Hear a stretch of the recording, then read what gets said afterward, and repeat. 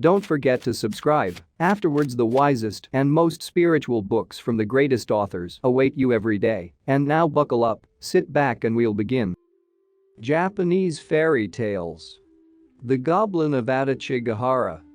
Long, long ago there was a large plain called Adachigahara in the province of Mutsu in Japan. This place was said to be haunted by a cannibal goblin who took the form of an old woman. From time to time many travelers disappeared and were never heard of more, and the old women round the charcoal braziers in the evenings, and the girls washing the household rice at the wells in the mornings, whispered dreadful stories of how the missing folk had been lured to the goblin's cottage and devoured, for the goblin lived only on human flesh. No one dared to venture near the haunted spot after sunset, and all those who could avoided it in the daytime, and travelers were warned of the dreaded place. One day as the sun was setting, a priest came to the plain. He was a belated traveler, and his robe showed that he was a Buddhist pilgrim walking from shrine to shrine to pray for some blessing or to crave for forgiveness of sins. He had apparently lost his way, and as it was late he met no one who could show him the road or warn him of the haunted spot. He had walked the whole day and was now tired and hungry, and the evenings were chilly, for it was late autumn, and he began to be very anxious to find some house where he could obtain a night's lodging. He found himself lost in the midst of the large plain, and looked about in vain for some sign of human habitation. At last, after wandering about for some hours, he saw a clump of trees in the distance, and through the trees, he caught sight of the glimmer of a single ray of light. He exclaimed with joy, "Oh, surely that is some cottage where I can get a night's lodging." Keeping the light before his eyes, he dragged his weary, aching feet as quickly as he could towards the spot, and soon came to a miserable-looking little cottage. As he drew near he saw that it was in a tumble-down condition. The bamboo fence was broken, and weeds and grass pushed their way through the gaps. The paper screens which serve as windows and doors in Japan were full of holes, and the posts of the house were bent with age and seemed scarcely able to support the old thatched roof. The hut was open, and by the light of an old lantern, an old woman sat industriously spinning. The pilgrim called to her across the bamboo fence and said, "Oh Basan, old woman, good evening. I am a traveler. Please excuse me, but I have lost my way and do not know what to do, for I have nowhere to rest tonight. I beg you to be good enough to let me spend the night under your roof." The old woman, as soon as she heard herself spoken to, stopped spinning, rose from her seat and approached the intruder. "I am very sorry for you. You must indeed be distressed to have lost your way in such a lonely spot so late at night. Unfortunately, I cannot put you up, for I have no bed to offer you, and no accommodation whatsoever for a guest in this poor place." "Oh, that does not matter," said the priest. "All I want is a shelter under some roof for the night, and if you will be good enough just to let me lie on the kitchen floor, I shall be grateful. I am too tired to walk further tonight, so I hope you will not refuse me, otherwise I shall have to sleep out on the cold plain." And in this way he pressed the old woman to let him stay. She seemed very reluctant, but at last she said, "Very well, I will let you stay here. I can offer you a very poor welcome only, but come in now and I will make a fire, for the night is cold." The pilgrim was only too glad to do as he was told. He took off his sandals and entered the hut. The old woman then brought some sticks of wood and lit the fire, and bade her guest draw near and warm himself. "You must be hungry after your long tramp," said the old woman. "I will go and cook some supper for you." She then went to the kitchen to cook some rice.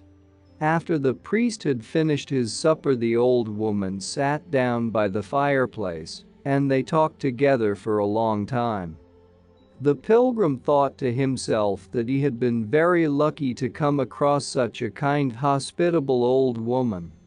At last the wood gave out, and as the fire died slowly down, he began to shiver with cold, just as he had done when he arrived. "I see you are cold," said the old woman. "I will go out and gather some wood, for we have used it all. You must stay and take care of the house while I am gone." "No, no," said the pilgrim, "let me go instead, for you are old, and I cannot think of letting you go out to get wood for me this cold night." The old woman shook her head and said, "You must stay quietly here, for you are my guest." Then she left him and went out. In a minute she came back and said, "You must sit where you are and not move, and whatever happens don't go near or look into the inner room. Now mind what I tell you. If you tell me not to go near the back room, of course I won't," said the priest, rather bewildered. The old woman then went out again, and the priest was left alone. The fire had died out, and the only light in the hut was that of a dim lantern. For the first time that night he began to feel that he was in a weird place, and the old woman's words, "Whatever you do, don't peep into the back room," aroused his curiosity and his fear. What hidden thing could be in that room that she did not wish him to see? For some time the remembrance of his promise to the old woman kept him still, but at last he could no longer resist his curiosity to peep into the forbidden place. He got up and began to move slowly towards the back room. Then the thought that the old woman would be very angry with him if he disobeyed her made him come back to his place by the fireside. As the minutes went slowly by and the old woman did not return, he began to feel more and more frightened, and to wonder what dreadful secret was in the room behind him. He must find out. She will not know that I have looked unless I tell her. I will just have a peep before she comes back, said the man to himself. With these words he got up on his feet, for he had been sitting all this time in Japanese fashion with his feet under him, and stealthily crept towards the forbidden spot. With trembling hands he pushed back the sliding door and looked in. What he saw froze the blood in his veins. The room was full of dead men's bones, and the walls were splashed, and the floor was covered with human blood. In one corner skull upon skull rose to the ceiling, in another was a heap of arm bones, in another a heap of leg bones. The sickening smell made him faint. He fell backwards with horror, and for some time lay in a heap with fright on the floor, a pitiful sight. He trembled all over and his teeth chattered, and he could hardly crawl away from the dreadful spot. How horrible! He cried out. What awful den have I come to in my travels? May Buddha help me or I am lost. Is it possible that that kind old woman is really the cannibal goblin? When she comes back she will show herself and her true character and eat me up at one mouthful. With these words his strength came back to him and, snatching up his hat and staff, he rushed out of the house as fast as his legs could carry him. Out into the night he ran, his one thought to get as far as he could from the goblin's haunt. He had not gone far when he heard steps behind him and a voice crying, "Stop! Stop!" He ran on, redoubling his speed, pretending not to hear. As he ran he heard the steps behind him come nearer and nearer, and at last he recognized the old woman's voice which grew louder and louder as she came nearer. Stop! Stop, you wicked man! Why did you look into the forbidden room?" The priest quite forgot how tired he was, and his feet flew over the ground faster than ever. Fear gave him strength, for he knew that if the goblin caught him, he would soon be one of her victims. With all his heart he repeated the prayer to Buddha. Namu Amida Butsu, Namu Amida Butsu. And after him rushed the dreadful old hag, her hair flying in the wind, and her face changing with rage into the demon that she was. In her hand she carried a large. The priest now knew that he had met the goblin of Adachigahara, the story of whom he had often heard, but never believed to be true. He felt that he owed his wonderful escape to the protection of Buddha, to whom he had prayed for help, so he took out his rosary and, bowing his head as the sun rose, he said his prayers and made his thanksgiving earnestly.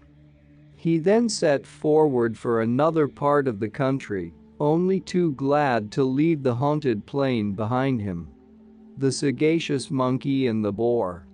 Long, long ago, there lived in the province of Shinshin in Japan, a traveling monkey man who earned his living by taking round a monkey and showing off the animal's tricks. One evening the man came home in a very bad temper and told his wife to send for the butcher the next morning.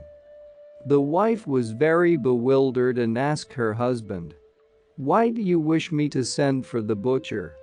It's no use taking that monkey round any longer, he's too old and forgets his tricks. I beat him with my stick all I know how, but he won't dance properly. I must now sell him to the butcher and make what money out of him I can. There is nothing else to be done." The woman felt very sorry for the poor little animal and pleaded for her husband to spare the monkey, but her pleading was all in vain. The man was determined to sell him to the butcher. Now the monkey was in the next room and overheard every word of the conversation. He soon understood that he was to be killed, and he said to himself, "Barbarous, indeed, is my master. Here I have served him faithfully for years, and instead of allowing me to end my days comfortably and in peace, he is going to let me be cut up by the butcher, and my poor body is to be roasted and stewed and eaten. Woe is me! What am I to do? Ah! A bright thought has struck me. There is, I know, a wild boar living in the forest nearby. I have often heard tell of his wisdom. Perhaps if I go to him and tell him the strait I am in, he will give me his counsel. I will go and try." There was no time to lose. The monkey slipped out of the house and ran as quickly as he could to the forest to find the boar. The boar was at home, and the monkey began his tale of woe at once. "Good Mr. Boar, I have heard of your excellent wisdom. I am in great trouble, you alone can help me. I have grown old in the service of my master, and because I cannot dance properly now he intends to sell me to the butcher. What do you advise me to do? I know how clever you are." The boar was pleased at the flattery and determined to help the monkey. He thought for a little while and then said, "Hasn't your master a baby?" "Oh, yes," said the monkey, "he has one infant son." "Doesn't it lie by the door in the morning when your mistress begins the work of the day? Well, I will come round early, and when I see my opportunity I will seize the child and run off with it." "What then?" said the monkey. "Why, the mother will be in a tremendous scare, and before your master and mistress know what to do, you must run after me and rescue the child and take it home safely to its parents, and you will see that when the butcher comes they won't have the heart to sell you." The monkey thanked the boar many times and then went home. He did not sleep much that night, as you may imagine, for thinking of the morrow. His life depended on whether the boar's plan succeeded or not. He was the first up, waiting anxiously for what was to happen. It seemed to him a very long time before his master's wife began to move about and open the shutters to let in the light of day. Then all happened as the boar had planned. The mother placed her child near the porch as usual, while she tidied up the house and got her breakfast ready. The child was crooning happily in the morning sunlight, dabbing on the mats at the play of light and shadow. Suddenly there was a noise in the porch and a loud cry from the child. The mother ran out from the kitchen to the spot, only just in time to see the boar disappearing through the gate with her child in its clutch. She flung out her hands with a loud cry of despair and rushed into the inner room where her husband was still sleeping soundly. He sat up slowly and rubbed his eyes and crossly demanded what his wife was making all that noise about. By the time that the man was alive to what had happened and they both got outside the gate, the boar had got well away, but they saw the monkey running after the thief as hard as his legs would carry him. Both the man and wife were moved to admiration at the plucky conduct of the sagacious monkey, and their gratitude knew no bounds when the faithful monkey brought the child safely back to their arms. "There," said the wife. "This is the animal you want to kill. If the monkey hadn't been here, we should have lost our child forever." "You are right, wife, for once," said the man as he carried the child into the house. "You may send the butcher back when he comes, and now give us all a good breakfast and the monkey too." When the butcher arrived, he was sent away with an order for some boar's meat for the evening dinner, and the monkey was petted and lived the rest of his days in peace, nor did his master ever strike him again. The Happy Hunter and the Skillful Fisher. Long, long ago, Japan was governed by Hohodemi, the fourth Mikoto, or Augustness, in descent from the illustrious Amaterasu, the sun goddess. He was not only as handsome as his ancestress was beautiful, but he was also very strong and brave, and was famous for being the greatest hunter in the land. Because of his matchless skill as a hunter, he was called Yamasachi Haiko, or the Happy Hunter of the Mountains. His elder brother was a very skillful fisher, and as he far surpassed all rivals in fishing, he was named Yumisachi Haiko, or the Skillful Fisher of the Sea. The brothers thus led happy lives, thoroughly enjoying their respective occupations, and the days passed quickly and pleasantly, while each pursued his own way, the one hunting and the other fishing. One day the Happy Hunter came to his brother, the Skillful Fisher, and said, "Well, my brother, I see you go to the sea every day with your fishing rod in your hand, and when you return you come laden with fish. And as for me, it is my pleasure to take my bow and arrow, and to hunt the wild animals up the mountains and down in the valleys. For a long time we have each followed our favorite occupation, so that now we must both be tired, you of your fishing and I of my hunting. Would it not be wise for us to make a change? Will you try hunting in the mountains and I will go and fish in the sea?" The Skillful Fisher listened in silence to his brother, and for a moment was thoughtful, but at last he answered, "Oh yes, why not? Your idea is not a bad one at all. Give me your bow and arrow, and I will set out at once for the mountains and hunt for game." So the matter was settled by this talk, and the two brothers each started out to try the other's occupation, little dreaming of all that would happen. It was very unwise of them, for the Happy Hunter knew nothing of fishing, and the Skillful Fisher, who was bad-tempered, knew as much about hunting. The Happy Hunter took his brother's much-prized fishing hook and rod and went down to the seashore and sat down on the rocks. He baited his hook and then threw it into the sea clumsily. He sat and gazed at the little float bobbing up and down in the water and longed for a good fish to come and be caught. Every time the buoy moved a little he pulled up his rod, but there was never a fish at the end of it, only the hook and the bait. If he had known how to fish properly, he would have been able to catch plenty of fish, but although he was the greatest hunter in the land, he could not help being the most bungling fisher. The whole day passed in this way, while he sat on the rocks holding the fishing rod and waiting in vain for his luck to turn. At last the day began to darken, and the evening came. Still he had caught not a single fish. Drawing up his line for the last time before going home, he found that he had lost his hook without even knowing when he had dropped it.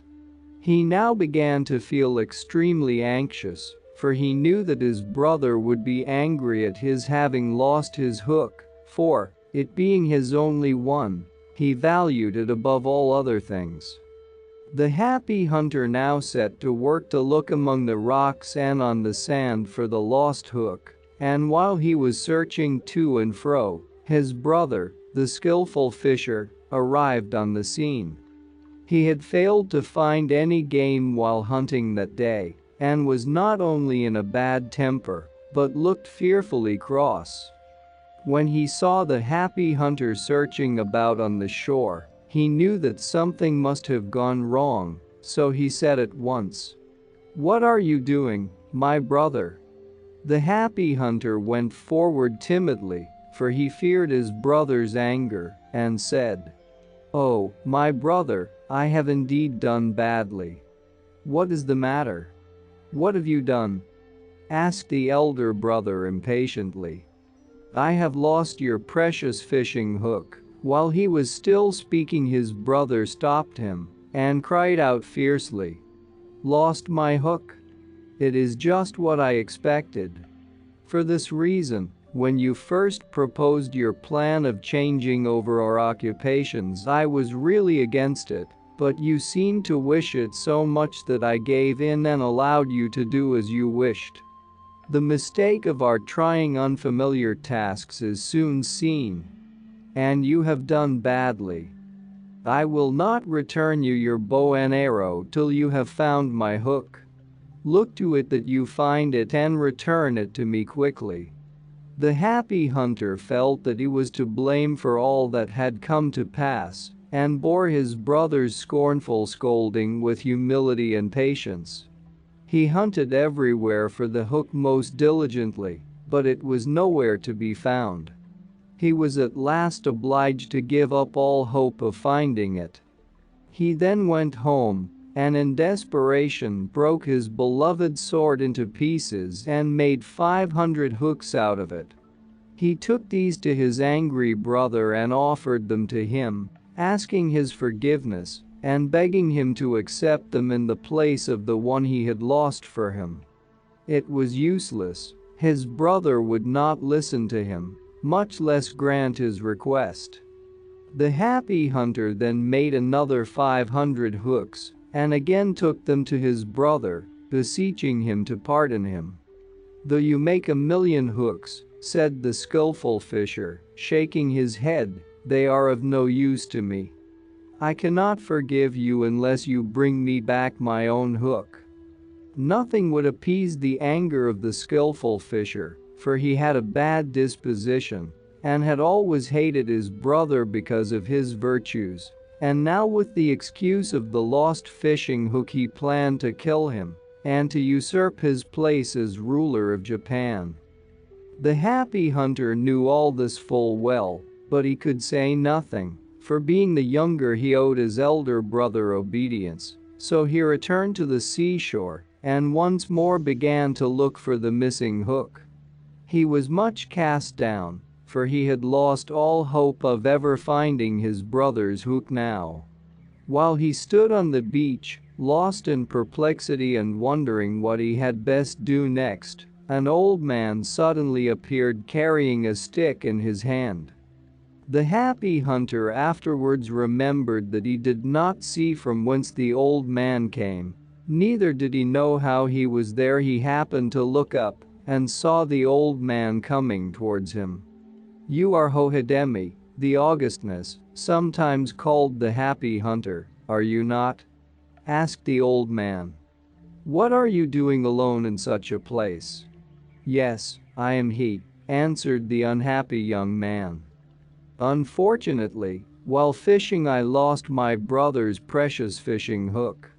I have hunted this shore all over, but alas, I cannot find it, and I am very troubled, for my brother won't forgive me till I restore it to him." "But who are you?" "My name is Shiwazuchino Akina, and I live nearby on this shore. I am sorry to hear what misfortune has befallen you. You must indeed be anxious. But if I tell you what I think, the hook is nowhere here. It is either at the bottom of the sea or in the body of some fish who has swallowed it, and for this reason, though you spend your whole life in looking for it here, you will never find it." "Then what can I do?" asked the distressed man. "You had better go down to Ringu and tell Rin-jin, the Dragon King of the Sea, what your trouble is, and ask him to find the hook for you.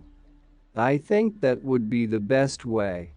"Your idea is a splendid one," said the happy hunter, "but I fear I cannot get to the Sea King's realm, for I have always heard that it is situated at the bottom of the sea."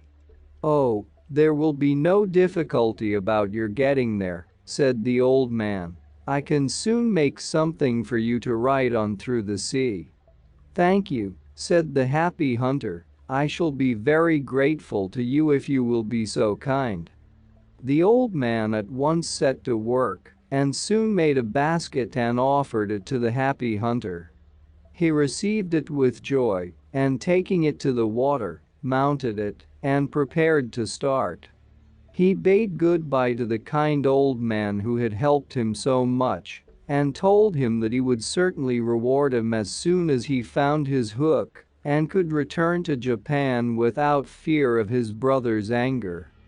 The old man pointed out the direction he must take and told him how to reach the realm of Ringu and watched him ride out to sea on the basket, which resembled a small boat.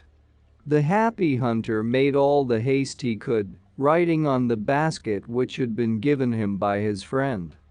His queer boat seemed to go through the water of its own accord, and the distance was much shorter than he had expected, for in a few hours he caught sight of the gate and the roof of the Sea King's palace. And what a large place it was, with its numberless sloping roofs and gables, its huge gateways, and its gray stone walls. He soon landed, and leaving his basket on the beach, he walked up to the large gateway. The pillars of the gate were made of beautiful red coral, and the gate itself was adorned with glittering gems of all kinds. Large katsura trees overshadowed it. Our hero had often heard of the wonders of the Sea King's palace beneath the sea, but all the stories he had ever heard fell short of the reality which he now saw for the first time. The happy hunter would have liked to enter the gate there and then, but he saw that it was fast closed, and also that there was no one about whom he could ask to open it for him, so he stopped to think what he should do. In the shade of the trees before the gate he noticed a well full of fresh spring water. Surely someone would come out to draw water from the well sometime, he thought. Then he climbed into the tree overhanging the well and seated himself to rest on one of the branches and waited for what might happen. Ere long he saw the huge gate swing open and two beautiful women came out.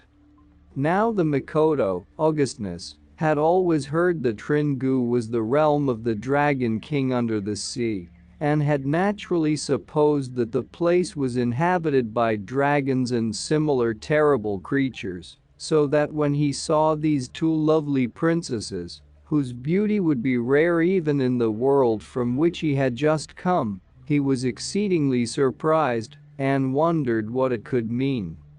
He said not a word, however, but silently gazed at them through the foliage of the trees, waiting to see what they would do. He saw that in their hands they carried golden buckets. Slowly and gracefully in their trailing garments they approached the well, standing in the shade of the katsura trees, and were about to draw water, all unknowing of the stranger who was watching them, for the happy hunter was quite hidden among the branches of the tree where he had posted himself.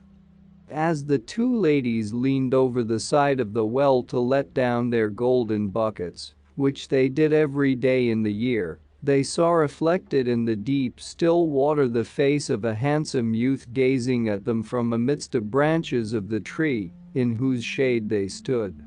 Never before had they seen the face of mortal man. They were frightened and drew back quickly with their golden buckets in their hands. Their curiosity, however, soon gave them courage, and they glanced timidly upwards to see the cause of the unusual reflection. And then they beheld the happy hunter sitting in the tree looking down at them with surprise and admiration.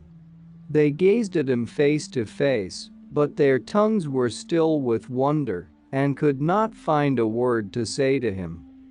When the Mikoto saw that he was discovered, he sprang down lightly from the tree and said, "I am a traveler, and as I was very thirsty I came to the well in the hopes of quenching my thirst, but I could find no bucket with which to draw the water. So I climbed into the tree, much vexed, and waited for someone to come. Just at that moment, while I was thirstily and impatiently waiting, you noble ladies appeared, as if in answer to my great need. Therefore I pray you of your mercy give me some water to drink, for I am a thirsty traveler in a strange land." His dignity and graciousness overruled their timidity, and bowing in silence they both once more approached the well, and letting down their golden buckets, drew up some water, and poured it into a jeweled cup, and offered it to the stranger. He received it from them with both hands, raising it to the height of his forehead in token of high respect and pleasure, and then drank the water quickly, for his thirst was great. When he had finished his long draught he set the cup down on the edge of the well, and drawing his short sword, he cut off one of the strange curved jewels, magatama, a necklace of which hung round his neck and fell over his breast. He placed the jewel in the cup and returned it to them, and said, bowing deeply, "This is a token of my thanks." The two ladies took the cup, and looking into it to see what he had put inside, for they did not yet know what it was, they gave a start of surprise, for there lay a beautiful gem at the bottom of the cup. No ordinary mortal would give away a jewel so freely. "Will you not honor us by telling us who you are?" said the elder damsel. "Certainly," said the happy hunter, "I am Hohidemi, the fourth Mikoto, also called in Japan, the happy hunter." "Are you indeed Hohidemi, the grandson of Amaterasu, the sun goddess?" asked the damsel who had spoken first. "I am the eldest daughter of Rin-jin, the king of the sea, and my name is Princess Teotama." "And," said the younger maiden, who at last found her tongue, "I am her sister, the Princess Tameori." "Are you indeed the daughters of Rin-jin, the king of the sea?" "I cannot tell you how glad I am to meet you," said the happy hunter. And without waiting for them to reply he went on. "The other day I went fishing with my brother's hook and dropped it. How, I am sure I can't tell. As my brother prizes his fishing hook above all his other possessions, this is the greatest calamity that could have befallen me. Unless I find it again I can never hope to win my brother's forgiveness, for he is very angry at what I have done. I have searched for it many, many times, but I cannot find it, therefore I am much troubled. While I was hunting for the hook, in great distress, I met a wise old man, and he told me that the best thing I could do was to come to Ringu and to Rin Jin, the Dragon King of the Sea, and ask him to help me. This kind old man also showed me how to come. Now you know how it is I am here and why. I want to ask Rin Jin if he knows where the lost hook is. Will you be so kind as to take me to your father? And do you think he will see me? Asked the happy hunter anxiously. Princess Tayatama listened to this long story and then said, "Not only is it easy for you to see my father, but he will be much pleased to meet you. I am sure he will say that good fortune has befallen him, that so great and noble a man as you, the grandson of Amaterasu, should come down to the bottom of the sea." And then turning to her younger sister, she said, "Do you not think so, Tameori?" "Yes, indeed," answered the Princess Tameori in her sweet voice. "As you say, we can know no greater honor than to welcome the Mikoto to our home." "Then I ask you to be so kind as to lead the way," said the happy hunter. "Condescend to enter, Mikoto, Augustness," said both the sisters, and bowing low, they led him through the gate. The younger princess left her sister to take charge of the happy hunter, and going faster than they, she reached the Sea King's palace first, and running quickly to her father's room, she told him of all that had happened to them at the gate, and that her sister was even now bringing the Augustness to him. The Dragon King of the Sea was much surprised at the news, for it was but seldom, perhaps only once in several hundred years, that the Sea King's palace was visited by mortals. Rin Jin at once clapped his hands and summoned all his courtiers and the servants of the palace, and the chief fish of the sea together, and solemnly told them that the grandson of the sun goddess, Amaterasu, was coming to the palace, and that they must be very ceremonious and polite in serving the august visitor. He then ordered them all to the entrance of the palace to welcome the happy hunter. Rin Jin then dressed himself in his robes of ceremony and went out to welcome him. In a few moments the Princess Tayatama and the happy hunter reached the entrance, and the Sea King and his wife bowed to the ground and thanked him for the honor he did them in coming to see them. The Sea King then led the happy hunter to the guest room, and placing him in the uppermost seat, he bowed respectfully before him and said, "I am Rin Jin, the Dragon King of the Sea, and this is my wife. Condescend to remember us forever." "Are you indeed Rin Jin, the King of the Sea, of whom I have so often heard?" answered the happy hunter, saluting his host most ceremoniously. "I must apologize for all the trouble I am giving you by my unexpected visit." And he bowed again and thanked the Sea King. "You need not thank me," said Rin Jin. "It is I who must thank you for coming. Although the Sea Palace is a poor place, as you see, I shall be highly honored if you will make us a long visit." There was much gladness between the Sea King and the happy hunter, and they sat and talked for a long time. At last the Sea King clapped his hands, and then a huge retinue of fishes appeared, all robed in ceremonial garments, and bearing in their fins various trays on which all kinds of sea delicacies were served. A great feast was now spread before the king and his royal guest. All the fishes in waiting were chosen from amongst the finest fish in the sea, so you can imagine what a wonderful array of sea creatures it was that waited upon the happy hunter that day.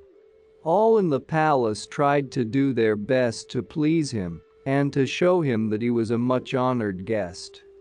During the long repast, which lasted for hours, Rin-jin commanded his daughters to play some music, and the two princesses came in and performed on the koto, the Japanese harp, and sang and danced in turns. The time passed so pleasantly that the happy hunter seemed to forget his trouble and why he had come at all to the Sea King's realm, and he gave himself up to the enjoyment of this wonderful place, the land of fairy fishes. Who has ever heard of such a marvelous place? But the Mikoto soon remembered what had brought him to Ringu and said to his host, "Perhaps your daughters have told you, King Rin-jin, that I have come here to try and recover my brother's fishing hook, which I lost while fishing the other day. May I ask you to be so kind as to inquire of all your subjects if any of them have seen a fishing hook lost in the sea?" "Certainly," said the obliging Sea King. "I will immediately summon them all here and ask them." As soon as he had issued his command, the octopus, the cuttlefish, the bonito, the oxtail fish, the eel, the jellyfish, the shrimp, and the plaice, and many other fishes of all kinds, came in and sat down before Rin-jin their king, and arranged themselves and their fins in order. Then the Sea King said solemnly, "Our visitor who is sitting before you all is the august grandson of Amaterasu. His name is Hohidemi, the fourth Augustness, and he is also called the Happy Hunter of the Mountains. While he was fishing the other day upon the shore of Japan, someone robbed him of his brother's fishing hook. He has come all this way down to the bottom of the sea to our kingdom, because he thought that one of you fishes may have taken the hook from him in mischievous play. If any of you have done so, you must immediately return it, or if any of you know who the thief is, you must at once tell us his name and where he is now." All the fishes were taken by surprise when they heard these words and could say nothing for some time. They sat looking at each other and at the Dragon King. At last the cuttlefish came forward and said, "I think the Tai, the red bream, must be the thief who has stolen the hook." "Where is your proof?" asked the king. "Since yesterday evening the Tai has not been able to eat anything, and he seems to be suffering from a bad throat. For this reason I think the hook may be in his throat. You had better send for him at once." All the fish agreed to this and said, "It is certainly strange that the Tai is the only fish who has not obeyed your summons. Will you send for him and inquire into the matter? Then our innocence will be proved." "Yes," said the Sea King, "it is strange that the Tai has not come, for he ought to be the first to be here. Send for him at once." Without waiting for the king's order, the cuttlefish had already started for the Tai's dwelling, and he now returned, bringing the Tai with him. He led him before the king. The Tai sat there looking frightened and ill. He certainly was in pain, for his usually red face was pale, and his eyes were nearly closed and looked but half their usual size. "Answer, O Tai!" cried the Sea King. "Why did you not come and answer to my summons today?" "I have been ill since yesterday," answered the Tai. "That is why I could not come." "Don't say another word," cried out Rin-jin angrily. "Your illness is the punishment of the gods for stealing the Mikoto's hook." "It is only too true," said the Tai. "The hook is still in my throat, and all my efforts to get it out have been useless. I can't eat, and I can scarcely breathe, and each moment I feel that it will choke me, and sometimes it gives me great pain. I had no intention of stealing the Mikoto's hook. I heedlessly snapped at the bait which I saw in the water, and the hook came off and stuck in my throat. So I hope you will pardon me." The cuttlefish now came forward and said to the king, "What I said was right. You see the hook still sticks in the Thai's throat. I hope to be able to pull it out in the presence of the Mikoto, and then we can return it to him safely. Oh, please make haste and pull it out," cried the Thai pitifully, for he felt the pains in his throat coming on again. "I do so want to return the hook to the Mikoto." "All right, Tai-san," said his friend the cuttlefish, and then opening the Thai's mouth as wide as he could, and putting one of his feelers down the Thai's throat, he quickly and easily drew the hook out of the sufferer's large mouth. He then washed it and brought it to the king. Rinjin took the hook from his subject and then respectfully returned it to the happy hunter, the Mikoto or Augustness, the fishes called him, who was overjoyed at getting back his hook. He thanked Rinjin many times, his face beaming with gratitude, and said that he owed the happy ending of his quest to the Sea King's wise authority and kindness. Rinjin now desired to punish the Thai, but the happy hunter begged him not to do so. Since his lost hook was thus happily recovered, he did not wish to make more trouble for the poor Thai. It was indeed the Thai who had taken the hook, but he had already suffered enough for his fault, if fault it could be called. What had been done was done in heedlessness and not by intention. The happy hunter said he blamed himself. If he had understood how to fish properly, he would never have lost his hook, and therefore all this trouble had been caused in the first place by his trying to do something which he did not know how to do. So he begged the Sea King to forgive his subject. Who could resist the pleading of so wise and compassionate a judge? Rinjin forgave his subject at once at the request of his august guest.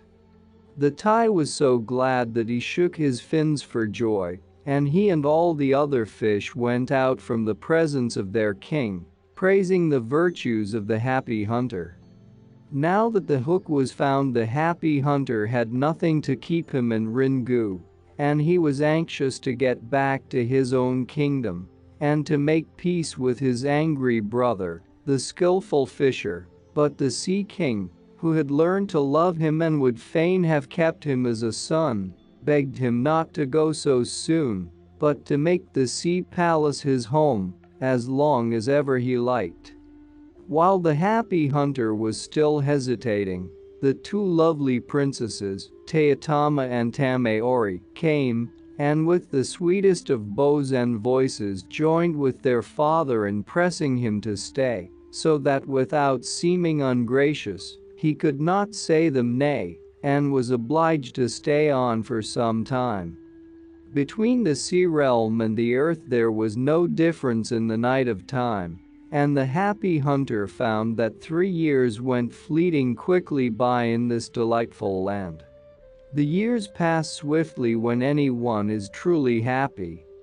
But though the wonders of that enchanted land seemed to be new every day, and though the Sea King's kindness seemed rather to increase than to grow less with time, the happy hunter grew more and more homesick as the days passed, and he could not repress a great anxiety to know what had happened to his home and his country and his brother while he had been away. So at last he went to the Sea King and said, "My stay with you here has been most happy, and I am very grateful to you for all your kindness to me, but I govern Japan, and, delightful as this place is, I cannot absent myself forever from my country. I must also return the fishing hook to my brother and ask his forgiveness for having deprived him of it for so long. I am indeed very sorry to part from you, but this time it cannot be helped.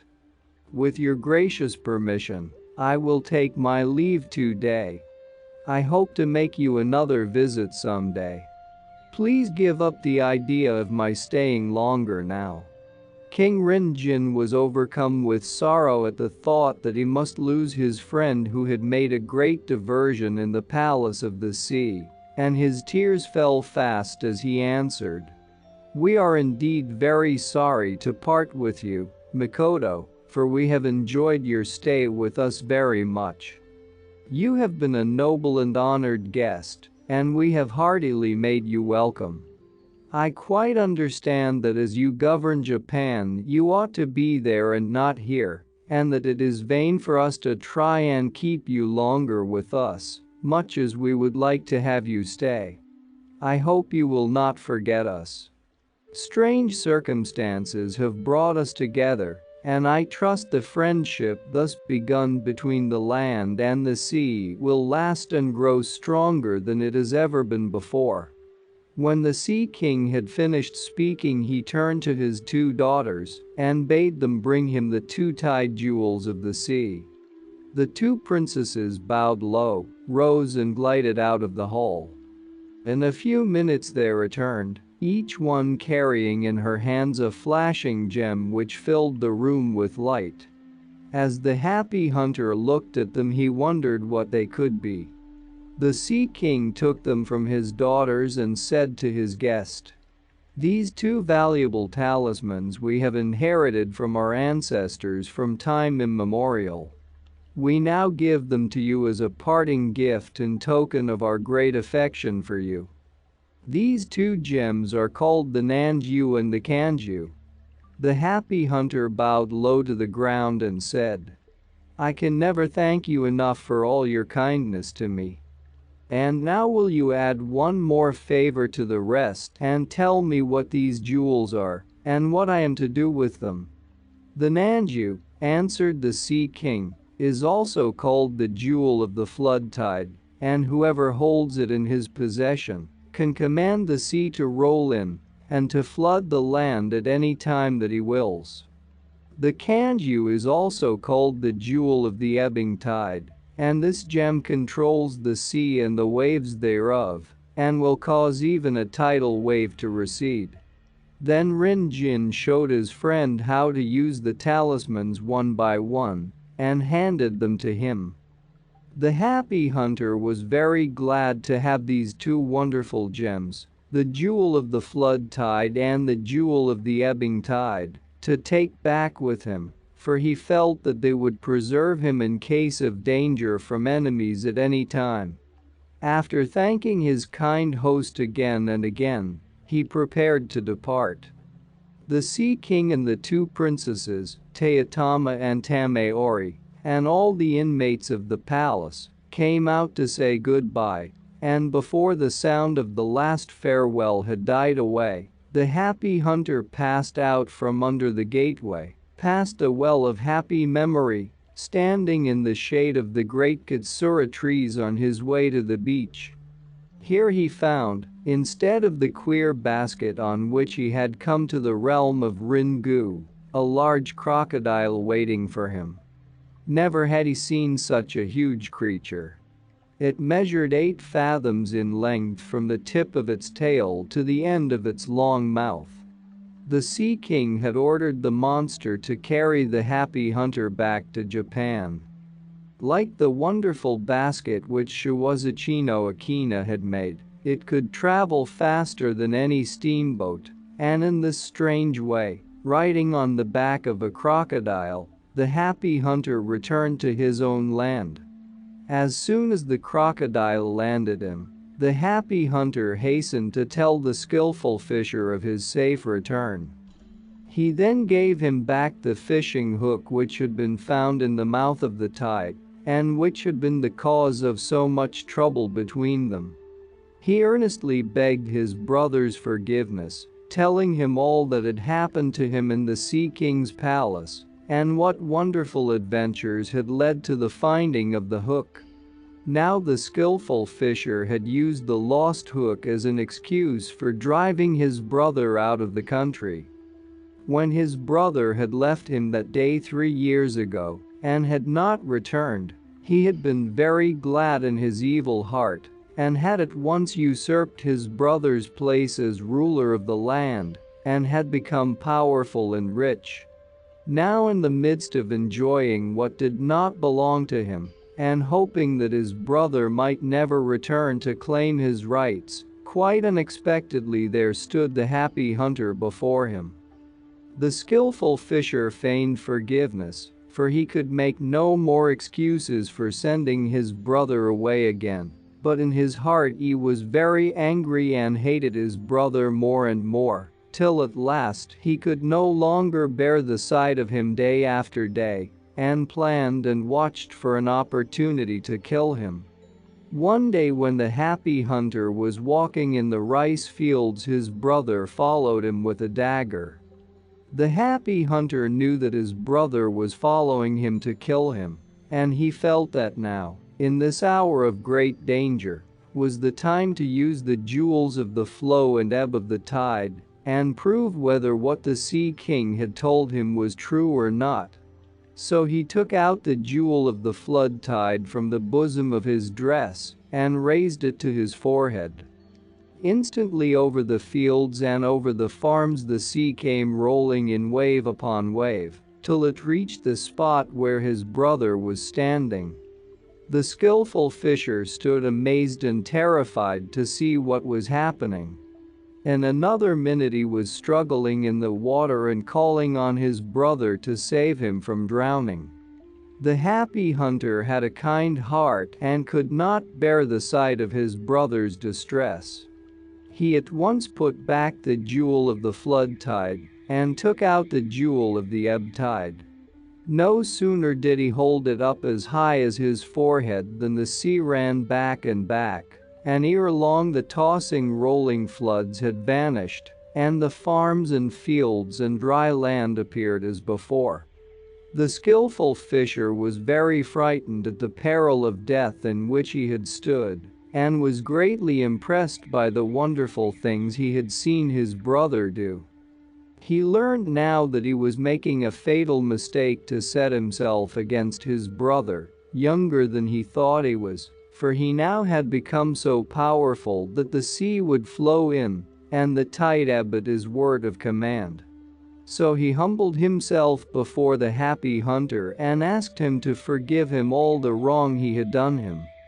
The skillful fisher promised to restore his brother to his rights, and also swore that though the happy hunter was the younger brother, and owed him allegiance by right of birth, that he, the skillful fisher, would exalt him as his superior and bow before him as lord of all Japan.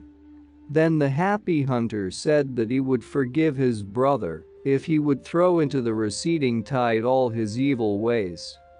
The skillful fisher promised, and there was peace between the two brothers. From this time he kept his word and became a good man and a kind brother. The happy hunter now ruled his kingdom without being disturbed by family strife, and there was peace in Japan for a long, long time. Above all the treasures in his house he prized the wonderful jewels of the flow and ebb of the tide, which had been given him by Rin-jin, the Dragon King of the Sea. This is the congratulatory ending of The Happy Hunter and the Skillful Fisher. The story of the old man who made withered trees to flower. Long, long ago there lived an old man and his wife who supported themselves by cultivating a small plot of land. Their life had been a very happy and peaceful one, save for one great sorrow, and this was they had no child. Their only pet was a dog named Shiro, and on him they lavished all the affection of their old age. Indeed, they loved him so much that whenever they had anything nice to eat, they denied themselves to give it to Shiro. Now Shiro means white, and he was so called because of his color. He was a real Japanese dog, and very like a small wolf in appearance.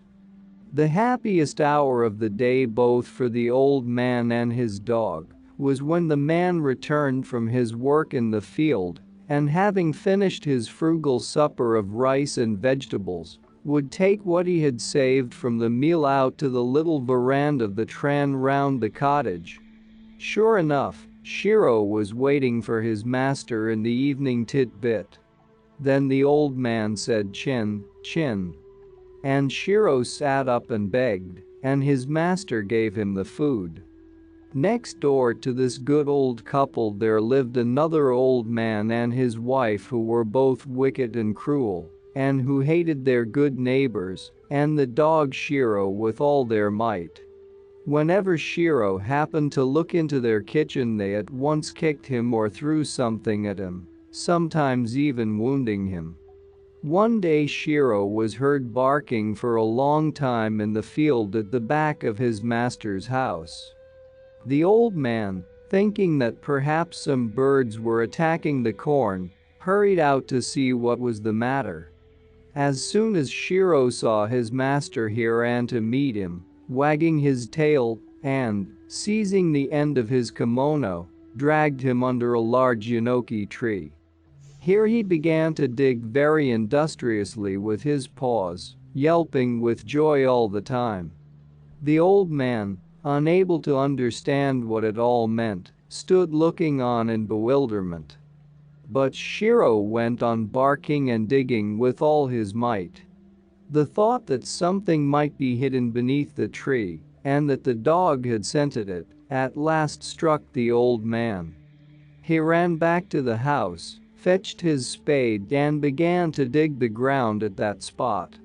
What was his astonishment when, after digging for some time, he came upon a heap of old and valuable coins, and the deeper he dug the more gold coins did he find. So intent was the old man on his work that he never saw the cross face of his neighbor peering at him through the bamboo hedge.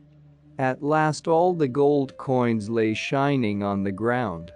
Shiro sat by erect with pride and looking fondly at his master as if to say, "You see, though only a dog, I can make some return for all the kindness you show me." The old man ran in to call his wife, and together they carried home the treasure. Thus in one day the poor old man became rich.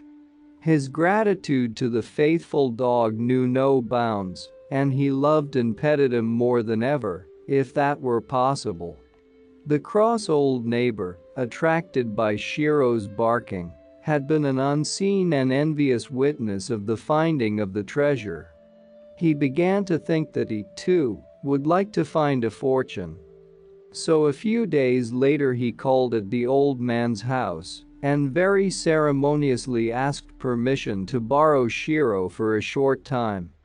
Shiro's master thought this a strange request because he knew quite well that not only did his neighbor not love his pet dog, but that he never lost an opportunity of striking and tormenting him whenever the dog crossed his path. But the good old man was too kind-hearted to refuse his neighbor, so he consented to lend the dog on condition that he should be taken great care of. The wicked old man returned to his home with an evil smile on his face and told his wife how he had succeeded in his crafty intentions. He then took his spade and hastened to his own field, forcing the unwilling Shiro to follow him.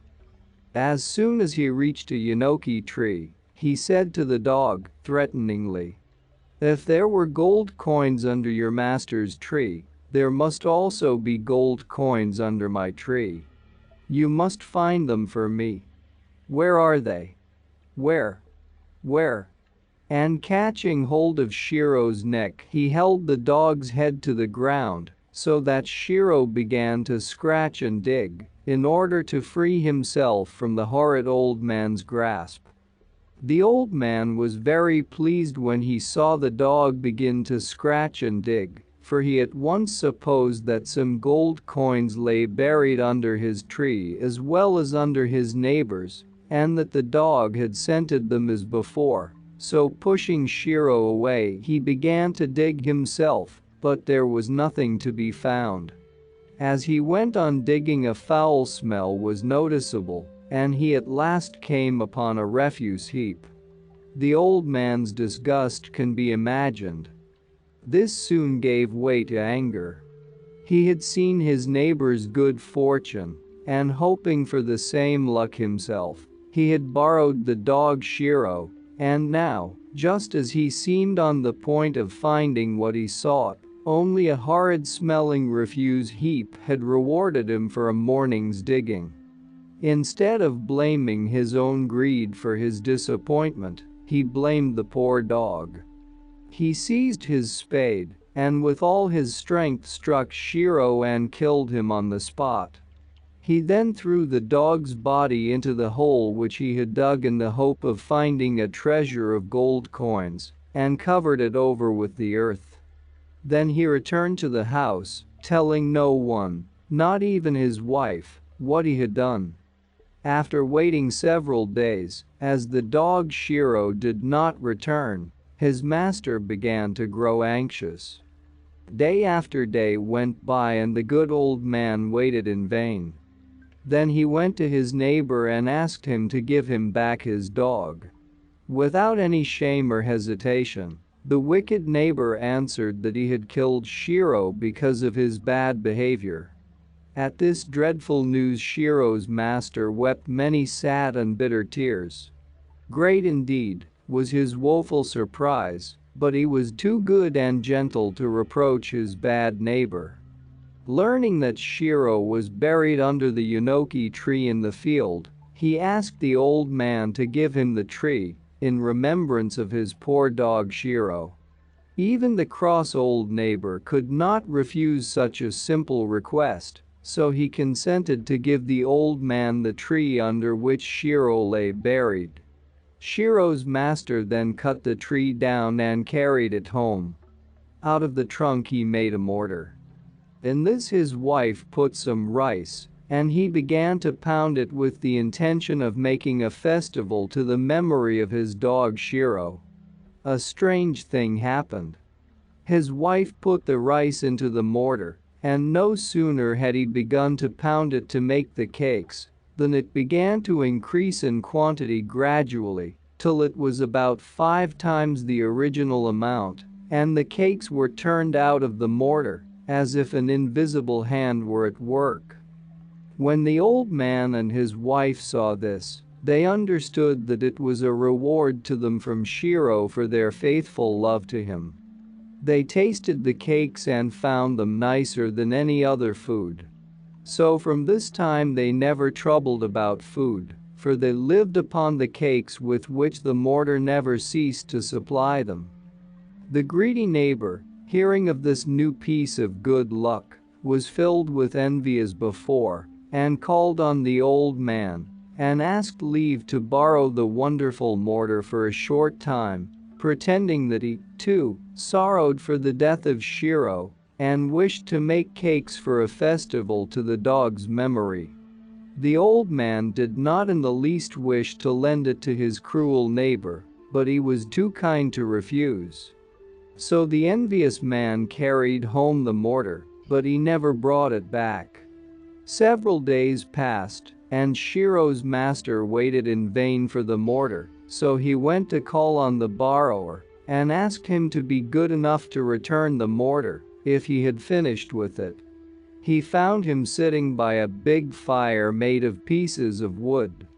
On the ground lay what looked very much like pieces of a broken mortar. In answer to the old man's inquiry, the wicked neighbor answered haughtily, "Have you come to ask me for your mortar? I broke it to pieces, and now I am making a fire of the wood, for when I tried to pound cakes in it, only some horrid smelling stuff came out." The good old man said, "I am very sorry for that. It is a great pity you did not ask me for the cakes if you wanted them. I would have given you as many as ever you wanted. Now please give me the ashes of the mortar, as I wish to keep them in remembrance of my dog." The neighbor consented at once, and the old man carried home a basket full of ashes. Not long after this, the old man accidentally scattered some of the ashes made by the burning of the mortar on the trees of his garden. A wonderful thing happened. It was late in autumn and all the trees had shed their leaves, But no sooner did the ashes touch their branches than the cherry trees, the plum trees, and all other blossoming shrubs burst into bloom, so that the old man's garden was suddenly transformed into a beautiful picture of spring. The old man's delight knew no bounds, and he carefully preserved the remaining ashes. The story of the old man's garden spread far and wide, and people from far and near came to see the wonderful sight. One day, soon after this, the old man heard someone knocking at his door, and going to the porch to see who it was, he was surprised to see a knight standing there.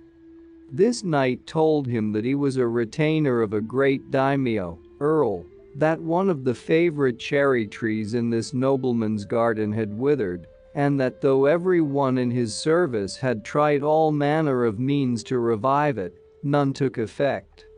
The knight was sore perplexed when he saw what great displeasure the loss of his favorite cherry tree caused the daimyo. At this point, fortunately, they had heard that there was a wonderful old man who could make withered trees to blossom, and that his lord had sent him to ask the old man to come to him. And, added the knight, I shall be very much obliged if you will come at once. The good old man was greatly surprised at what he heard, but respectfully followed the knight to the nobleman's palace. The daimyo, who had been impatiently awaiting the old man's coming, as soon as he saw him asked him at once, "Are you the old man who can make withered trees flower even out of season?" The old man made an obeisance and replied, "I am that old man." Then the daimyo said, "You must make that dead cherry tree in my garden blossom again by means of your famous ashes. I shall look on." Then they all went into the garden, the daimyo and his retainers and the ladies in waiting, who carried the daimyo's sword. The old man now tucked up his kimono and made ready to climb the tree. Saying "Excuse me," he took the pot of ashes which he had brought with him and began to climb the tree, everyone watching his movements with great interest. At last he climbed to the spot where the tree divided into two great branches, and taking up his position here, the old man sat down and scattered the ashes right and left all over the branches and twigs. Wonderful, indeed, was the result. The withered tree at once burst into full bloom. The daimyo was so transported with joy that he looked as if he would go mad. He rose to his feet and spread out his fan, calling the old man down from the tree. He himself gave the old man a wine cup filled with the best sake, and rewarded him with much silver and gold and many other precious things. The daimyo ordered that henceforth the old man should call himself by the name of Hanasaka Jiji, or the old man who makes the trees to blossom, and that henceforth all were to recognize him by this name, and he sent him home with great honor. The wicked neighbor, as before, heard of the good old man's fortune, and of all that had so auspiciously befallen him, and he could not suppress all the envy and jealousy that filled his heart. He called to mind how he had failed in his attempt to find the gold coins, and then in making the magic cakes. This time surely he must succeed if he imitated the old man, who made withered trees to flower simply by sprinkling ashes on them. This would be the simplest task of all. So he set to work and gathered together all the ashes which remained in the fireplace from the burning of the wonderful mortar. Then he set out in the hope of finding some great man to employ him, calling out loudly as he went along, "Here comes the wonderful man who can make withered trees blossom. Here comes the old man who can make dead trees blossom." The daimyo in his palace heard this cry and said, "That must be the Hanasaka Jiji passing. I have nothing to do today. Let him try his art again. It will amuse me to look on." So the retainers went out and brought in the impostor before their lord. The satisfaction of false old man can now be imagined. But the daimyo, looking at him, thought it strange that he was not at all like the old man he had seen before, so he asked him, "Are you the man whom I named Hanasaka Jiji?" And the envious neighbor answered with a lie, "Yes, my lord." "That is strange," said the daimyo. "I thought there was only one Hanasaka Jiji in the world. Has he now some disciples? I am the true Hanasaka Jiji. The one who came to you before was only my disciple," replied the old man again. "Then you must be more skillful than the other. Try what you can do and let me see." The envious neighbor, with the daimyo and his court following, then went into the garden and, approaching a dead tree, took out a handful of the ashes which he carried with him and scattered them over the tree. But not only did the tree not burst into flower, but not even a bud came forth. Thinking that he had not used enough ashes, the old man took handfuls and again sprinkled them over the withered tree. But all to no effect. After trying several times, the ashes were blown into the daimyo's eyes. This made him very angry, and he ordered his retainers to arrest the false Hanasaka Jiji at once and put him in prison for an impostor. From this imprisonment a wicked old man was never freed. Thus did he meet with punishment at last for all his evil doings. The good old man, however, with the treasure of gold coins which Shiro had found for him, and with all the gold and the silver which the daimyo had showered on him, became a rich and prosperous man in his old age, and lived a long and happy life, beloved and respected by all. The jellyfish and the monkey. Long, long ago, in old Japan, the kingdom of the sea was governed by a wonderful king. He was called Rin Jin, or the Dragon King of the Sea. His power was immense, for he was the ruler of all sea creatures both great and small, and in his keeping were the jewels of the ebb and flow of the tide. The jewel of the ebbing tide, when thrown into the ocean, caused the sea to recede from the land, and the jewel of the flowing tide made the waves to rise mountains high and to flow in upon the shore like a tidal wave. The palace of Rin Jin was at the bottom of the sea and was so beautiful that no one has ever seen anything like it even in dreams. The walls were of coral, the roof of jadestone and chrysoprase, and the floors were of the finest mother of pearl. But the Dragon King, in spite of his wide-spreading kingdom, his beautiful palace and all its wonders, and his power which none disputed throughout the whole sea, was not at all happy, for he reigned alone. At last he thought that if he married he would not only be happier, but also more powerful. So he decided to take a wife. Calling all his fish retainers together, he chose several of them as ambassadors to go through the sea and seek for a young dragon princess who would be his bride. At last they returned to the palace, bringing with them a lovely young dragon. Her scales were of glittering green like the wings of summer beetles, her eyes threw out glances of fire, and she was dressed in gorgeous robes. All the jewels of the sea worked in with embroidery adorned them. The king fell in love with her at once, and the wedding ceremony was celebrated with great splendor. Every living thing in the sea, from the great whales down to the little shrimps, came in shoals to offer their congratulations to the bride and bridegroom and to wish them a long and prosperous life.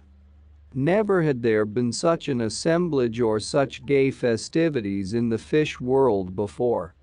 The train of bearers who carried the bride's possessions to her new home seemed to reach across the waves from one end of the sea to the other. Each fish carried a phosphorescent lantern and was dressed in ceremonial robes, gleaming blue and pink and silver, and the waves as they rose and fell and broke that night seemed to be rolling masses of white and green fire, for the phosphorus shone with double brilliancy in honor of the event. Now for a time the Dragon King and his bride lived very happily. They loved each other dearly, and the bridegroom day after day took delight in showing his bride all the wonders and treasures of his coral palace, and she was never tired of wandering with him through its vast halls and gardens. Life seemed to them both like a long summer's day. 2 months passed in this happy way, and then the Dragon Queen fell ill and was obliged to stay in bed. The king was sorely troubled when he saw his precious bride so ill, and at once sent for the fish doctor to come and give her some medicine.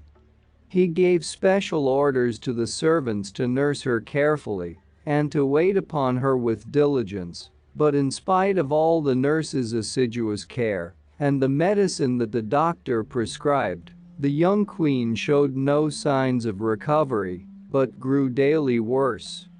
Then the Dragon King interviewed the doctor and blamed him for not curing the queen. The doctor was alarmed at Rin Jin's evident displeasure and excused his want of skill by saying that although he knew the right kind of medicine to give the invalid, it was impossible to find it in the sea. "Do you mean to tell me that you can't get the medicine here?" asked the Dragon King. "It is just as you say," said the doctor. "Tell me what it is you want for the queen?" demanded Rin Jin. "I want the liver of a live monkey," answered the doctor. "The liver of a live monkey? Of course that will be most difficult to get," said the king. "If we could only get that for the queen, Her Majesty would soon recover," said the doctor. "Very well, that decides it. We must get it somehow or other. But where are we most likely to find a monkey?" asked the king. Then the doctor told the Dragon King that some distance to the south there was a monkey island where a great many monkeys lived. "If only you could capture one of these monkeys?" said the doctor. "How can any of my people capture a monkey?" said the Dragon King, greatly puzzled. "The monkeys live on dry land, while we live in the water, and out of our element we are quite powerless. I don't see what we can do." "That has been my difficulty too," said the doctor. "But amongst your innumerable servants you surely can find one who can go on shore for that express purpose." "Something must be done," said the king, and calling his chief steward he consulted him on the matter.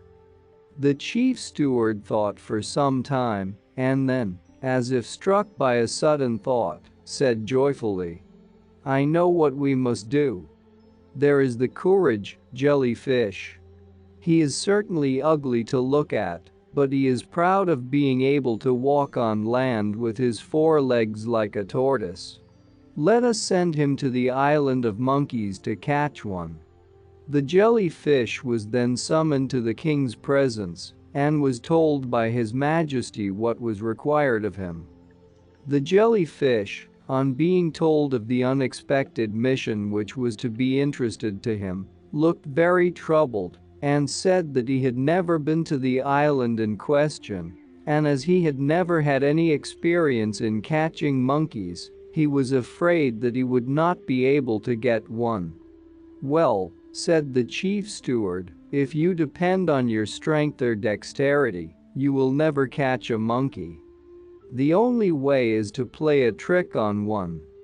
"How can I play a trick on a monkey?" "I don't know how to do it," said the perplexed jellyfish. "This is what you must do," said the wily chief steward. "When you approach the island of monkeys and meet some of them, you must try to get very friendly with one. Tell him that you are a servant of the Dragon King and invite him to come and visit you and see the Dragon King's palace. Try and describe to him as vividly as you can the grandeur of the palace and the wonders of the sea, so as to arouse his curiosity and make him long to see it all. But how am I to get the monkey here? You know monkeys don't swim," said the reluctant jellyfish. "You must carry him on your back." "What is the use of your shell if you can't do that?" said the chief steward. "Won't he be very heavy?" queried Courage again. "You mustn't mind that, for you are working for the Dragon King," replied the chief steward. "I will do my best then," said the jellyfish, and he swam away from the palace and started off towards the Monkey Island. Swimming swiftly, he reached his destination in a few hours and landed by a convenient wave upon the shore. On looking round, he saw not far away a big pine tree with drooping branches, and on one of those branches was just what he was looking for, a live monkey. "I'm in luck," thought the jellyfish. "Now I must flatter the creature and try to entice him to come back with me to the palace, and my part will be done." So the jellyfish slowly walked towards the pine tree. In those ancient days, the jellyfish had 4 legs and a hard shell like a tortoise. When he got to the pine tree, he raised his voice and said, "How do you do, Mr. Monkey? Isn't it a lovely day?" "A very fine day," answered the monkey from the tree. "I have never seen you in this part of the world before. Where have you come from and what is your name?" "My name is Courage Jellyfish. I am one of the servants of the Dragon King. I have heard so much of your beautiful island that I have come on purpose to see it," answered the jellyfish. "I am very glad to see you," said the monkey. "By the by," said the jellyfish, "have you ever seen the palace of the Dragon King of the Sea where I live?" "I have often heard of it, but I have never seen it," answered the monkey. "Then you ought most surely to come. It is a great pity for you to go through life without seeing it. The beauty of the palace is beyond all description. It is certainly to my mind the most lovely place in the world," said the jellyfish. "Is it so beautiful as all that?" asked the monkey in astonishment. Then the jellyfish saw his chance and went on describing to the best of his ability the beauty and grandeur of the Sea King's palace and the wonders of the garden, with its curious trees of white, pink and red coral, and the still more curious fruits like great jewels hanging on the branches. The monkey grew more and more interested, and as he listened he came down the tree step by step, so as not to lose a word of the wonderful story. "I have got him at last," thought the jellyfish, but aloud he said, "Mr. Monkey, I must now go back. As you have never seen the palace of the Dragon King, won't you avail yourself of this splendid opportunity by coming with me? I shall then be able to act as guide and show you all the sights of the sea, which will be even more wonderful to you, a landlubber." "I should love to go," said the monkey, "but how am I to cross the water? I can't swim, as you surely know." "There is no difficulty about that. I can carry you on my back." "That will be troubling you too much," said the monkey. "I can do it quite easily. I am stronger than I look, so you needn't hesitate," said the jellyfish, and taking the monkey on his back he stepped into the sea. "Keep very still, Mr. Monkey," said the jellyfish. "You mustn't fall into the sea. I am responsible for your safe arrival at the king's palace. Please don't go so fast, or I am sure I shall fall off," said the monkey. Thus they went along, the jellyfish skimming through the waves with the monkey sitting on his back. When they were about halfway, the jellyfish, who knew very little of anatomy, began to wonder if the monkey had his liver with him or not. "Mr. Monkey, tell me, have you such a thing as a liver with you?"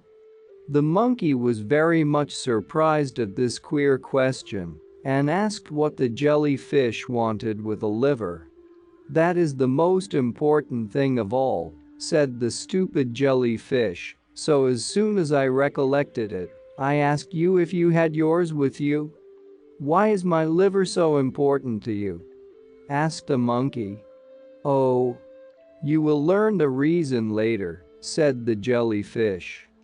The monkey grew more and more curious and suspicious and urged the jellyfish to tell him for what his liver was wanted, and ended up by appealing to his hearer's feelings by saying that he was very troubled at what he had been told.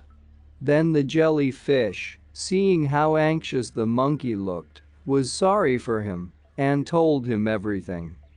How the dragon queen had fallen ill, and how the doctor had said that only the liver of a live monkey would cure her, and how the dragon king had sent him to find one. "Now I have done as I was told, and as soon as we arrive at the palace the doctor will want your liver, so I feel sorry for you," said the silly jellyfish. The poor monkey was horrified when he learned all this, and very angry at the trick played upon him. He trembled with fear at the thought of what was in store for him. But the monkey was a clever animal, and he thought it the wisest plan not to show any sign of the fear he felt, so he tried to calm himself and to think of some way by which he might escape. "The doctor means to cut me open and then take my liver out. Why, I shall die," thought the monkey. At last a bright thought struck him, so he said quite cheerfully to the jellyfish, "What a pity it was, Mr. Jellyfish, that you did not speak of this before we left the island. If I had told why I wanted you to accompany me, you would certainly have refused to come," answered the jellyfish. "You are quite mistaken," said the monkey. "Monkeys can very well spare a liver or two, especially when it is wanted for the dragon queen of the sea. If I had only guessed of what you were in need, I should have presented you with one without waiting to be asked. I have several livers. But the greatest pity is that as you did not speak in time, I have left all my livers hanging on the pine tree." "Have you left your liver behind you?" asked the jellyfish. "Yes," said the cunning monkey. "During the daytime I usually leave my liver hanging up on the branch of a tree, as it is very much in the way when I am climbing about from tree to tree. Today, listening to your interesting conversation, I quite forgot it and left it behind when I came off with you. If only you had spoken in time I should have remembered it and should have brought it along with me." The jellyfish was very disappointed when he heard this, for he believed every word the monkey said. The monkey was of no good without a liver. Finally the jellyfish stopped and told the monkey so. "Well," said the monkey, "that is soon remedied. I am really sorry to think of all your trouble, but if you will only take me back to the place where you found me, I shall soon be able to get my liver."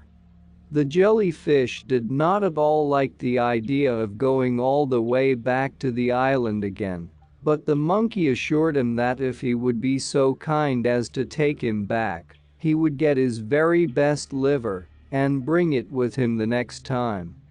Thus persuaded, the jellyfish turned his course towards the monkey island once more.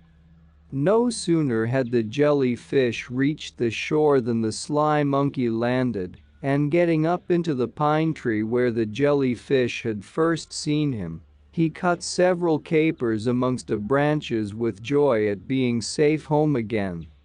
And then looking down at the jellyfish said, So many thanks for all the trouble you have taken. Please present my compliments to the Dragon King on your return." The jellyfish wondered at this speech and the mocking tone in which it was uttered. Then he asked the monkey if it wasn't his intention to come with him at once after getting his liver. The monkey replied laughingly that he couldn't afford to lose his liver. It was too precious. "But remember your promise," pleaded the jellyfish, now very discouraged. "That promise was false, and anyhow it is now broken," answered the monkey. Then he began to jeer at the jellyfish and told him that he had been deceiving him the whole time, that he had no wish to lose his life, which he certainly would have done had he gone on to the Sea King's palace to the old doctor waiting for him, instead of persuading the jellyfish to return under false pretenses. "Of course, I won't give you my liver, but come and get it if you can," added the monkey mockingly from the tree. There was nothing for the jellyfish to do now but to repent of his stupidity and to return to the Dragon King of the Sea and to confess his failure, so he started sadly and slowly to swim back. The last thing he heard as he glided away, leaving the island behind him, was the monkey laughing at him. Meanwhile the Dragon King, the doctor, the chief steward, and all the servants were waiting impatiently for the return of the jellyfish. When they caught sight of him approaching the palace, they hailed him with delight. They began to thank him profusely for all the trouble he had taken in going to Monkey Island, and then they asked him where the monkey was. Now the day of reckoning had come for the jellyfish. He quaked all over as he told his story. How he had brought the monkey halfway over the sea, and then had stupidly let out the secret of his commission. How the monkey had deceived him by making him believe that he had left his liver behind him. The Dragon King's wrath was great, and he at once gave orders that the jellyfish was to be severely punished. The punishment was a horrible one. All the bones were to be drawn out from his living body, and he was to be beaten with sticks. The poor jellyfish, humiliated and horrified beyond all words, cried out for pardon. But the Dragon King's order had to be obeyed. The servants of the palace forthwith each brought out a stick and surrounded the jellyfish, and after pulling out his bones, they beat him to a flat pulp, and then took him out beyond the palace gates and threw him into the water. Here he was left to suffer and repent his foolish chattering, and to grow accustomed to his new state of bonelessness. From this story it is evident that in former times the jellyfish once had a shell and bones something like a tortoise, but ever since the Dragon King's sentence was carried out on the ancestor of the jellyfishes, his descendants have all been soft and boneless, just as you see them today thrown up by the waves high upon the shores of Japan. The quarrel of the monkey and the crab. Long, long ago, one bright autumn day in Japan, it happened that a pink-faced monkey and a yellow crab were playing together along the bank of a river. As they were running about, the crab found a rice dumpling and the monkey a persimmon seed. The crab picked up the rice dumpling and showed it to the monkey, saying, "Look what a nice thing I have found." Then the monkey held up his persimmon seed and said, "I also have found something good. Look." Now though the monkey is always very fond of persimmon fruit, he had no use for the seed he had just found. The persimmon seed is as hard and uneatable as a stone. He, therefore, in his greedy nature, felt very envious of the crab's nice dumpling, and he proposed an exchange. The crab naturally did not see why he should give up his prize for a hard stone-like seed, and would not consent to the monkey's proposition. Then the cunning monkey began to persuade the crab, saying, "How unwise you are not to think of the future. Your rice dumpling can be eaten now, and is certainly much bigger than my seed, but if you sow this seed in the ground, it will soon grow and become a great tree in a few years, and bear an abundance of fine ripe persimmons year after year. If only I could show it to you then with the yellow fruit hanging on its branches. Of course, if you don't believe me I shall sow it myself, though I am sure, later on, you will be very sorry that you did not take my advice." The simple-minded crab could not resist the monkey's clever persuasion. He at last gave in and consented to the monkey's proposal, and the exchange was made. The greedy monkey soon gobbled up the dumpling, and with great reluctance gave up the persimmon seed to the crab. He would have liked to keep that too, but he was afraid of making the crab angry and of being pinched by his sharp scissor-like claws. They then separated, the monkey going home to his forest trees and the crab to his stones along the riverside. As soon as the crab reached home he put the persimmon seed in the ground as the monkey had told him. In the following spring the crab was delighted to see the shoot of a young tree push its way up through the ground. Each year it grew bigger, till at last it blossomed one spring, and in the following autumn bore some fine large persimmons. Among the broad smooth green leaves the fruit hung like golden balls, and as they ripened, they mellowed to a deep orange. It was the little crab's pleasure to go out day by day and sit in the sun and put out his long eyes in the same way as a snail puts out its horn, and watch the persimmons ripening to perfection. "How delicious they will be to eat," he said to himself.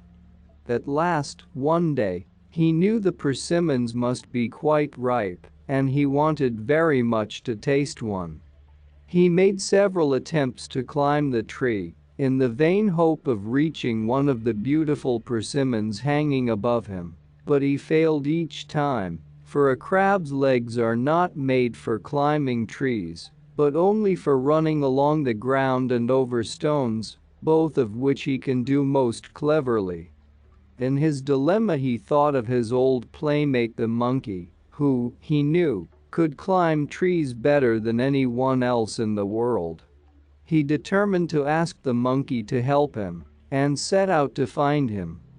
Running crab fashion up the stony river bank, over the pathways into the shadowy forest, the crab at last found the monkey taking an afternoon nap in his favorite pine tree, with his tail curled tight around a branch to prevent him from falling off in his dreams.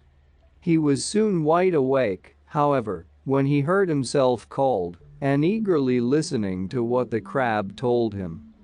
When he heard that the seed which he had long ago exchanged for a rice dumpling had grown into a tree and was now bearing good fruit, he was delighted, for he at once devised a cunning plan, which would give him all the persimmons for himself.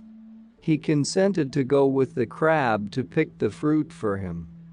When they both reached the spot, the monkey was astonished to see what a fine tree had sprung from the seed, and with what a number of ripe persimmons the branches were loaded. He quickly climbed the tree and began to pluck and eat, as fast as he could, one persimmon after another. Each time he chose the best and ripest he could find, and went on eating till he could eat no more. Not one would he give to the poor hungry crab waiting below, and when he had finished there was little but the hard, unripe fruit left. You can imagine the feelings of the poor crab after waiting patiently, for so long as he had done, for the tree to grow and the fruit to ripen, when he saw the monkey devouring all the good persimmons. He was so disappointed that he ran round and round the tree calling to the monkey to remember his promise. The monkey at first took no notice of the crab's complaints, But at last he picked out the hardest, greenest persimmon he could find and aimed it at the crab's head. The persimmon is as hard as stone when it is unripe. The monkey's missile struck home, and the crab was sorely hurt by the blow. Again and again, as fast as he could pick them, the monkey pulled off the hard persimmons and threw them at the defenseless crab till he dropped dead, covered with wounds all over his body. There he lay a pitiful sight at the foot of the tree he had himself planted. When the wicked monkey saw that he had killed the crab, he ran away from the spot as fast as he could, in fear and trembling, like a coward as he was. Now the crab had a son who had been playing with a friend not far from the spot where this sad work had taken place. On the way home he came across his father dead. In a most dreadful condition, his head was smashed and his shell broken in several places, and around his body lay the unripe persimmons which had done their deadly work. At this dreadful sight the poor young crab sat down and wept. But when he had wept for some time he told himself that this crying would do no good. It was his duty to avenge his father's murder, and this he determined to do. He looked about for some clue which would lead him to discover the murderer. Looking up at the tree, he noticed that the best fruit had gone, and that all around lay bits of peel and numerous seeds strewn on the ground, as well as the unripe persimmons, which had evidently been thrown at his father. Then he understood that the monkey was the murderer, for he now remembered that his father had once told him the story of the rice dumpling and the persimmon seed. The young crab knew that monkeys liked persimmons above all other fruit, and he felt sure that his greed for the coveted fruit had been the cause of the old crab's death. Alas! He at first thought of going to attack the monkey at once, for he burned with rage. Second thoughts, however, told him that this was useless, for the monkey was an old and cunning animal and would be hard to overcome. He must meet cunning with cunning and ask some of his friends to help him, for he knew it would be quite out of his power to kill him alone. The young crab set out at once to call on the mortar, his father's old friend, and told him of all that had happened. He besought the mortar with tears to help him avenge his father's death. The mortar was very sorry when he heard the woeful tale and promised at once to help the young crab punish the monkey to death. He warned him that he must be very careful in what he did, for the monkey was a strong and cunning enemy. The mortar now sent to fetch the bee and the chestnut, also the crab's old friends, to consult them about the matter. In a short time the bee and the chestnut arrived. When they were told all the details of the old crab's death and of the monkey's wickedness and greed, they both gladly consented to help the young crab in his revenge. After talking for a long time as to the ways and means of carrying out their plans, they separated, and Mr. Mortar went home with the young crab to help him bury his poor father. While all this was taking place, the monkey was congratulating himself, as the wicked often do before their punishment comes upon them, on all he had done so neatly. He thought it quite a fine thing that he had robbed his friend of all his ripe persimmons, and then that he had killed him. Still, smile as hard as he might, he could not banish altogether the fear of the consequences, should his evil deeds be discovered. If he were found out, and he told himself that this could not be, for he had escaped unseen, the crab's family would be sure to bear him hatred and seek to take revenge on him. So he would not go out, and kept himself at home for several days. He found this kind of life, however, extremely dull, accustomed as he was to the free life of the woods, and at last he said, "No one knows that it was I who killed the crab. I am sure that the old thing breathed his last before I left him. Dead crabs have no mouths.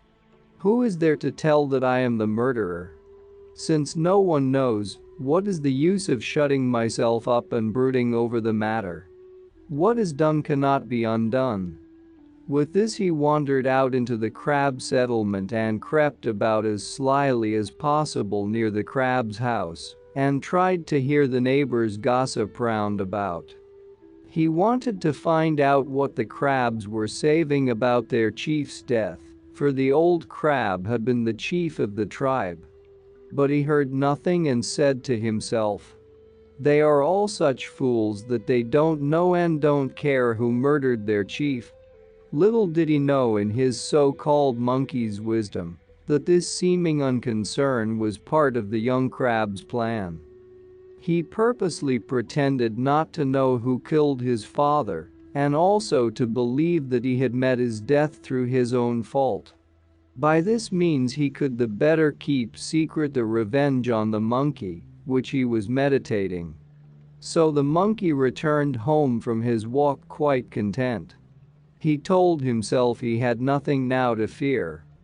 One fine day, when the monkey was sitting at home, he was surprised by the appearance of a messenger from the young crab. While he was wondering what this might mean, the messenger bowed before him and said, "I have been sent by my master to inform you that his father died the other day in falling from a persimmon tree while trying to climb the tree after fruit. This, being the 7th day, is the first anniversary after his death, and my master has prepared a little festival in his father's honor and bids you come to participate in it as you were one of his best friends. My master hopes you will honor his house with your kind visit." When the monkey heard these words, he rejoiced in his inmost heart, for all his fears of being suspected were now at rest. He could not guess that a plot had just been set in motion against him. He pretended to be very surprised at the news of the crab's death and said, "I am, indeed, very sorry to hear of your chief's death. We were great friends, as you know. I remember that we once exchanged a rice dumpling for a persimmon seed. It grieves me much to think that that seed was in the end the cause of his death. I accept your kind invitation with many thanks. I shall be delighted to do honor to my poor old friend." And he screwed some false tears from his eyes. The messenger laughed inwardly and thought, "The wicked monkey is now dropping false tears, but within a short time he shall shed real ones." But aloud he thanked the monkey politely and went home. When he had gone, the wicked monkey laughed aloud at what he thought was the young crab's innocence, and without the least feeling began to look forward to the feast to be held that day in honor of the dead crab, to which he had been invited. He changed his dress and set out solemnly to visit the young crab. He found all the members of the crab's family and his relatives waiting to receive and welcome him. As soon as the bows of meeting were over, they led him to a hall. Here the young chief mourner came to receive him. Expressions of condolence and thanks were exchanged between them, and then they all sat down to a luxurious feast and entertained the monkey as the guest of honor. The feast over, he was next invited to the tea ceremony room to drink a cup of tea. When the young crab had conducted the monkey to the tea room, he left him and retired. Time passed and still he did not return. At last the monkey became impatient. He said to himself, "This tea ceremony is always a very slow affair. I am tired of waiting so long. I am very thirsty after drinking so much sake at the dinner." He then approached the charcoal fireplace and began to pour out some hot water from the kettle boiling there, when something burst out from the ashes with a great pop and hit the monkey right in the neck. It was the chestnut, one of the crab's friends, who had hidden himself in the fireplace. The monkey, taken by surprise, jumped backward and then started to run out of the room. The bee, who was hiding outside the screens, now flew out and stung him on the cheek. The monkey was in great pain. His neck was burned by the chestnut and his face badly stung by the bee, but he ran on screaming and chattering with rage. Now the stone mortar had hidden himself with several other stones on the top of the crab's gate, and as the monkey ran underneath, the mortar and all fell down on the top of the monkey's head. Was it possible for the monkey to bear the weight of the mortar falling on him from the top of the gate? He lay crushed and in great pain, quite unable to get up. As he lay there helpless, the young crab came up and, holding his great claw scissors over the monkey, he said, "Do you now remember that you murdered my father? Then you are my enemy?" gasped the monkey brokenly. "Of course," said the young crab. "It was your father's fault, not mine," gasped the unrepentant monkey. "Can you still lie? I will soon put an end to your breath." And with that he cut off the monkey's head with his pitcher claws. Thus the wicked monkey met his well-merited punishment, and the young crab avenged his father's death. This is the end of the story of the monkey, the crab, and the persimmon seed. And that's not all. Our experts and regular viewers respond to all comments. Also check if you forgot to subscribe and set your bell to receive notifications about new audiobooks and other useful self-development materials that we release regularly. Join in the discussions, don't forget to give likes and, if possible and inspired, support the development of the channel financially. All useful links will be in the description and the first attached comment. Goodness, love and wisdom to all. And now move on to watch the next part of the video at the links below, or choose something from the playlists of the channel and those you see on the screen.